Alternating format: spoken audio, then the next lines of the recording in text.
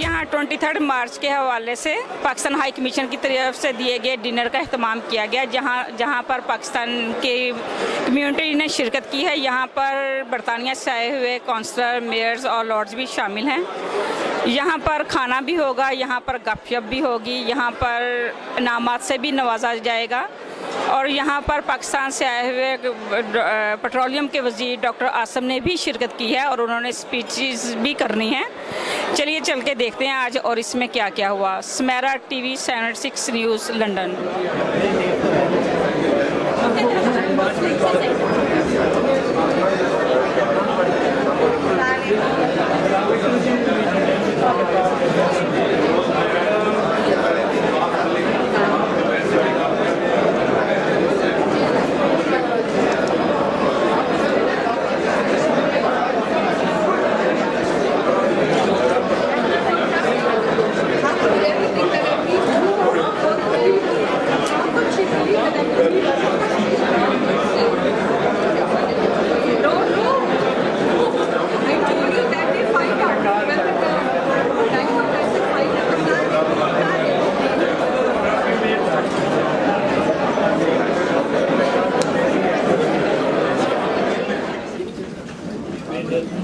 We will now have the national anthems. So I request you to please pay attention and remain. Thank you.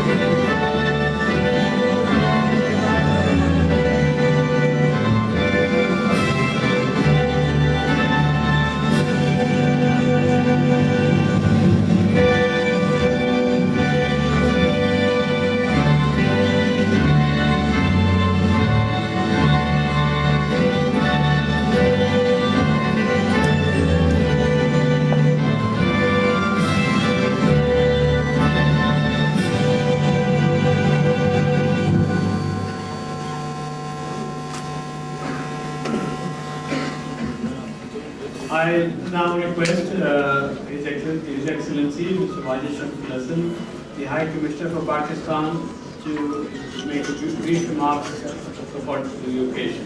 Mr. Wajid Shamsul Hasan.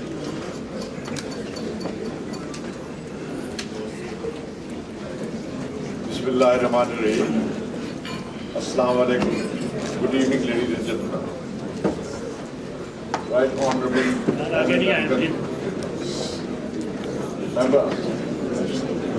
Member of Parliament, Minister of State for Defence, Right Honorable Lord Hubble of Guildford, Minister of State for International Energy Policy and Commonwealth, and Lady Hall.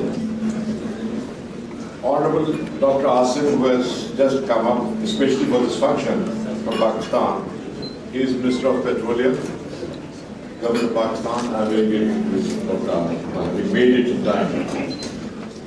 My lords, ladies, members of parliament, excellencies, distinguished friends, I welcome you all on the National Day of Pakistan. By special felicitations to the Pakistani community on this auspicious occasion.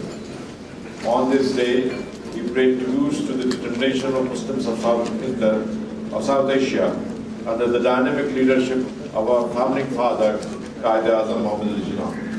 Mr. Jinnah, ladies and gentlemen, wanted a liberal, progressive and egalitarian democratic Pakistan in which every citizen had equal rights, freedom and opportunities irrespective of caste, creed, color or gender.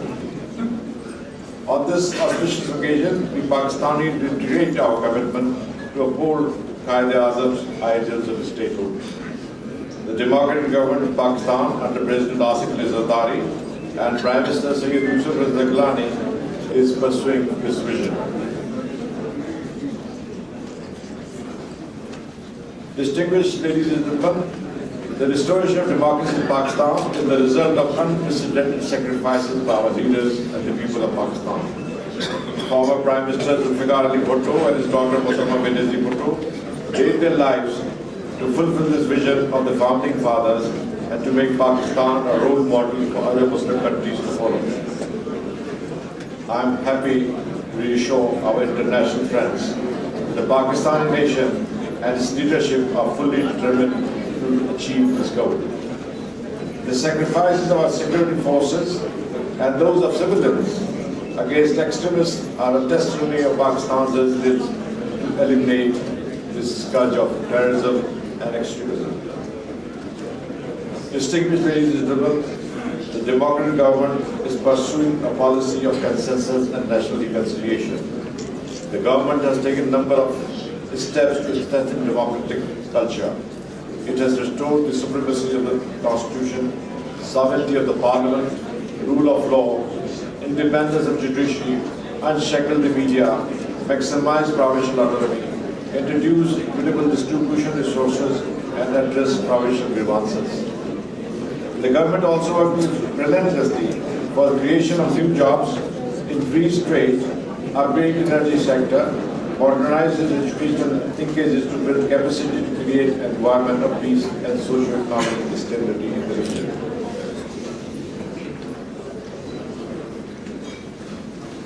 I am happy to inform you that Pakistan-UK bilateral ties are very strong. We share common history, cultural affinities, and strong diaspora linkages.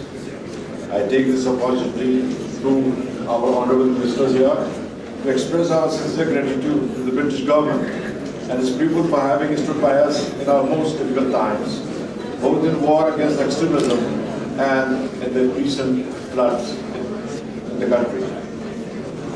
The agreement between Prime Minister Yusuf Raza Gilani and Prime Minister David Cameron in April last year to elevate bilateral ties to enhance steady dialogue is progressive satisfactory. There has been substantial increase in cooperation, particularly in the area of trade, culture, security, health and education. Ladies and gentlemen, considerable progress has been made towards achieving the target of 2.5 billion by 2015. Both countries are working to evolve a roadmap for accelerated economic growth. We acknowledge UK's support in achieving the WTO tariff waiver for Pakistan and its value to assurances. We value assurances to advocate for Pakistan's enhanced trade access in the EU to GSP Plus. High-level exchanges, including the recent visit by our Foreign Minister, have helped to consolidate our relations. Friends, we are looking forward towards Prime Minister Yusuf Raza Gilani's visit to the United Kingdom in the near future. The UK and Pakistan, as you know, enjoy uniquely rich people-to-people links. Our 1 million strong Pakistani British diaspora citizens have close affinity with Pakistan. Our diaspora contributes significantly to the British economy, around $33 billion to its GDP. It is also considerable It has also considerable political influence. 7 elected representatives in the House of Commons, 5 in the House of Lords, 2 in the Assembly, in the Scottish Parliament, 1 in the Wales National Assembly, and 1 in the European Parliament. Over 300 mayors and councillors in the local bodies would do any one community a great deal of proud. Distinguished friends, meritorious services of British Pakistanis have been acknowledged with the Queen's Awards and medals this year. There is an example for others to relate in stimulating interfaith harmony and services to the country of their adoption. Equally heartening to note is that 3 Pakistanis have been conferred with civil awards to Pakistan this year. They are Dr. Mohammad Farhad Alamgir, Dr. Jawad Sarwan Naqvi Sayyid, and Councillor, very young Councillor Bhatti, Rabia Bhatti, who have been daughter is here, father is here. We congratulate the award winners of their good work and wish them success in the future endeavors. We shall be acknowledging 2 of these award winners later in the evening. Distinguished friends, we also have in our midst today British trained Pakistani surgeon, Dr. Mohammad Jawad, whose tremendous work in the field of restorative surgery of victims of acid crimes against women has been beautifully captured in this called Oscar-winning documentary Saving the Face. The co-producer Saving the Face, Sharmeen Chand Ubaid Shunai, has made us all proud. While Sharmeen is not with us, we do have here this evening Mr. Young, the co-producer of the remarkable film.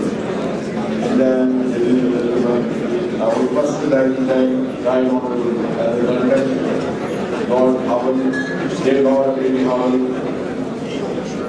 for gracing the Pakistan Day reception tonight as our chief guest. Their presence and that of Dr. Asim Hussain is a strong reflection of the strong bonds between the 2 countries and the people of the 2 countries. I thank you once again. I'm very happy you all who are here, and I hope you enjoy the evening. Thank you.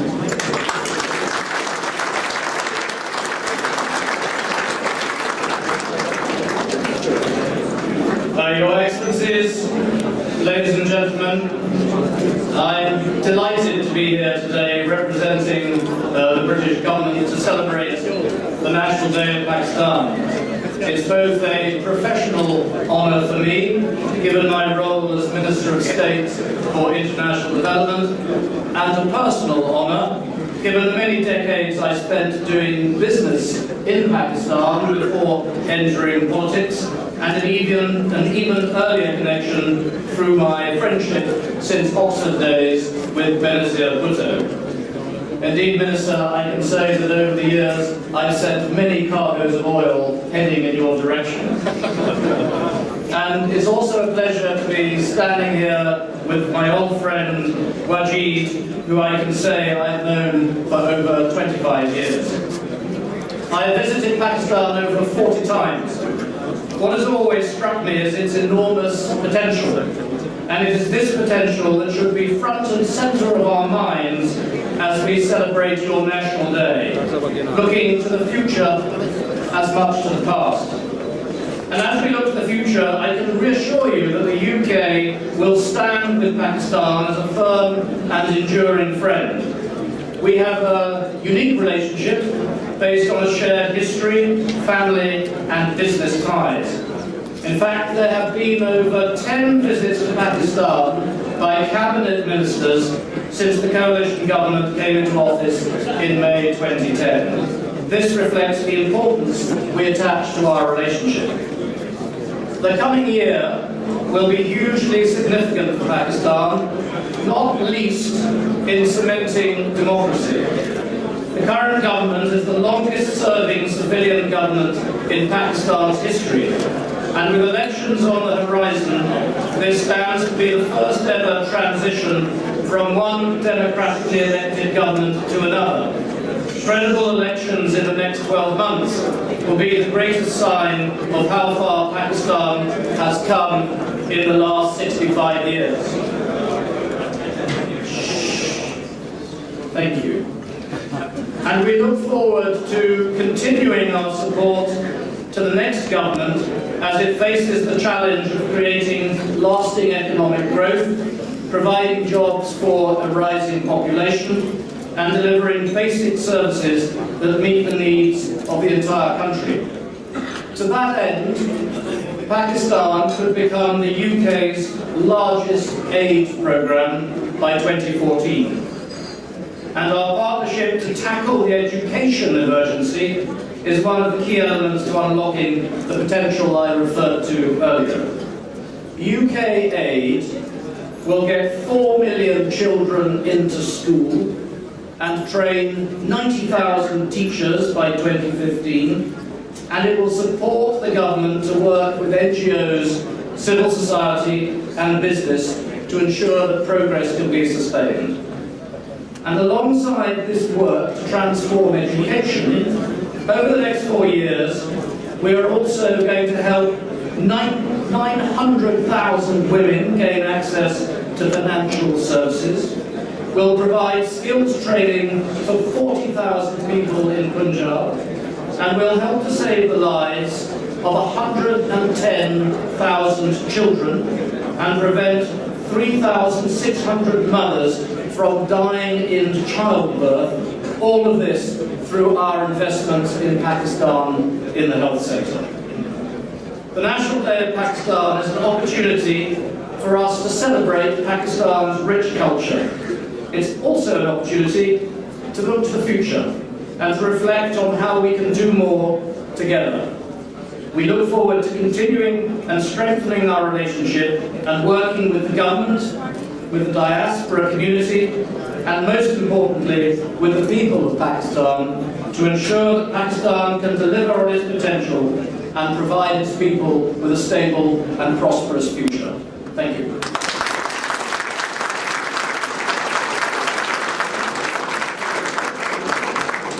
I now request Right Honourable Lord Honourable Guildford to come and speak.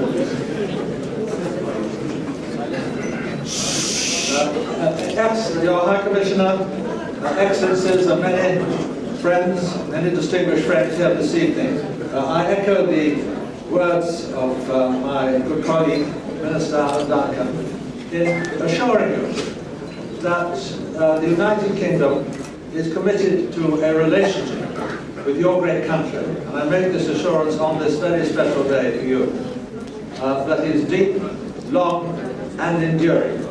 We respect vastly your nation. We admire the way in which you are overcoming the most severe challenges with great bravery and courage.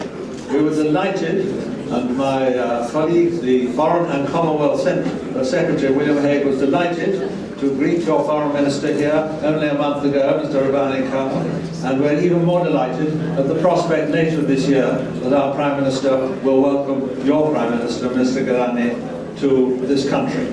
These are friends meeting together. Let us have no doubt about that at all. We have a great deal to learn from you. You have heard from Minister Duncan how we are anxious to support you in a variety of ways, but we want your support as well in the great pattern of global challenges around us. In the great pattern of global challenges around us, the role of Pakistan on the geopolitical scene, on the international stage, is absolutely vital and crucial to the security, stability and peace of the world. Let there be no doubt about that. Finally, I want to say something particularly important about our closeness and our friendship. I happen to have the honour of being Minister for the Commonwealth here in London. Britain regards the Commonwealth as the platform for the future, as a close network of relationships, not just governmental, but through our professions, through our business, through our friendships, through our social activities, through our education, and through the younger generation, as well as the older generation. We see the Commonwealth as a family. You are members of the family, we are members of the family.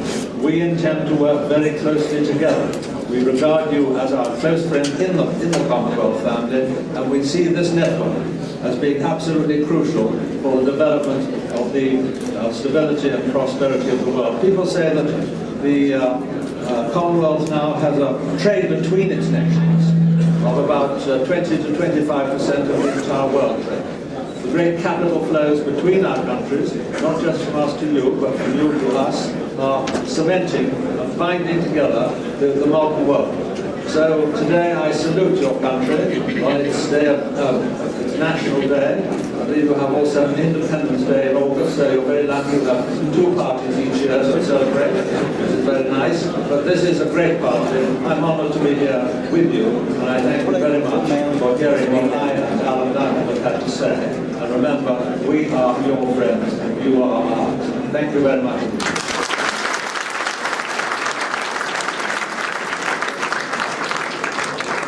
As the High Commissioner noted in his remarks, so we have the honor of our Minister for Petroleum, Dr. Asif Hussain, who's coming especially for this occasion. So I'd like to request the Minister for his remarks.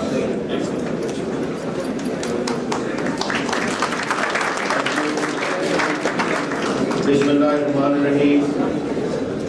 Mr. Wajid Abdul Hassan, Commissioner, High Commissioner of Pakistan in UK, Right Honourable Mr. Alan Duncan, Minister of State for DFID, Right Honourable Lord Howell of Guildford, Minister of State for International Energy Policy and Commonwealth, and Lady Howell, Assalamu. It is a pleasure for me to be here in England today, and when I was invited by the High Commissioner to come today on the 23rd March celebration of the 65th National Day of Pakistan, I thought it was a great honor for me because I consider Britain my second home. And today I had the opportunity of meeting an old friend, Mr. Alan Duncan, whom I saw after 16 years. And I met him in 1996 first. And we were still talking of oil that day, and today we still talk of oil. And the fallacy of the fact is that today I am the oil minister, so I can discuss oil with him better. And I hope he dispatches more cargoes of oil to us free of cost.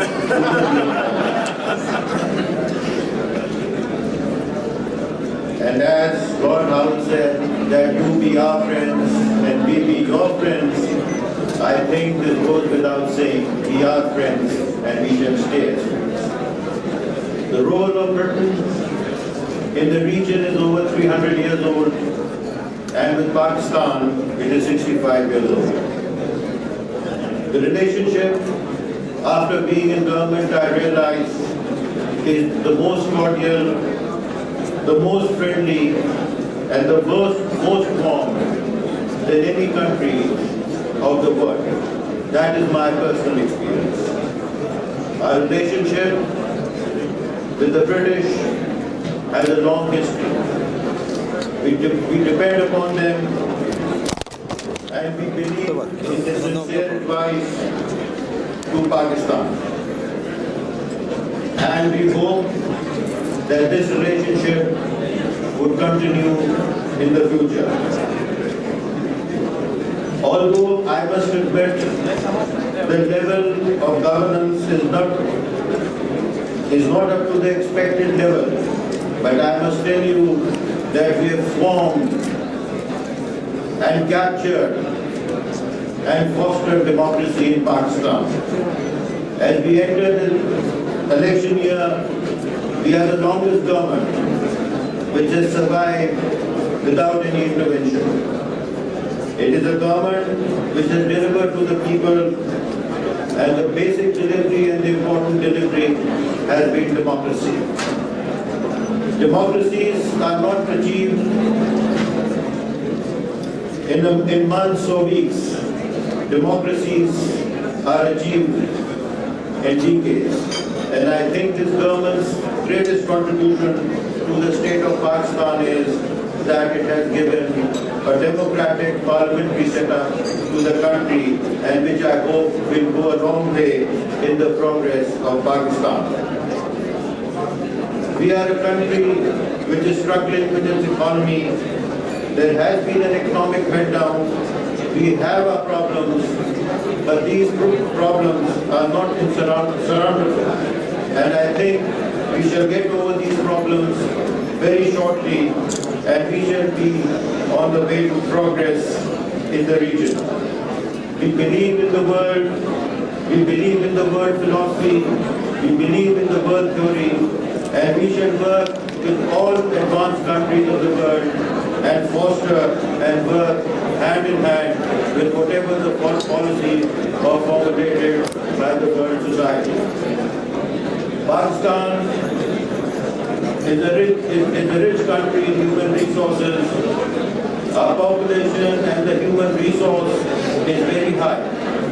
And England has fostered a lot of Pakistanis who are contributing to the growth of Pakistan. And we are grateful to Britain as it continues to foster and educate Pakistanis in this country. And I am very pleased that we will be the largest recipient of the DFID aid by 2014, and more of our students will come to Britain and learn their way of life, which will then help our fellow Pakistanis. Because education is the hallmark of success, and I think the battles of Britain were not won on the battlefields of Waterloo and Trafalgar, but on the playfields of Eton and Harrow.